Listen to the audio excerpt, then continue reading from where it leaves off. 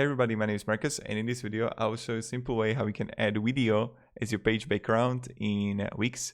So there are actually two ways how we can do it. The first way is when you're going to click on background, some templates, when you would choose video here, and you would upload or you would find media from Wix and you would find videos, right? It would automatically change the background, but the thing is that sometimes like you have plenty of stripes with colors in your templates. So what you need to do is not changing the background here, but clicking on a gallery, or how do I call it? Change strip background, click video, and right here, I don't know, choose this here, right? And voila, here we got it. Now I would make it larger.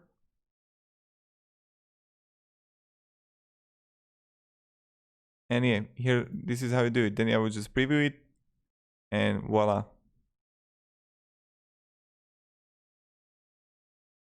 Or like this here, preview. And yeah, so this is how you can add video. And how you can change the strip background.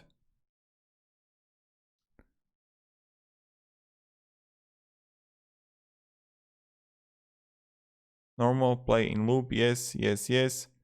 And this is how you change how you add video as your background here in Wix. So have a great day and goodbye.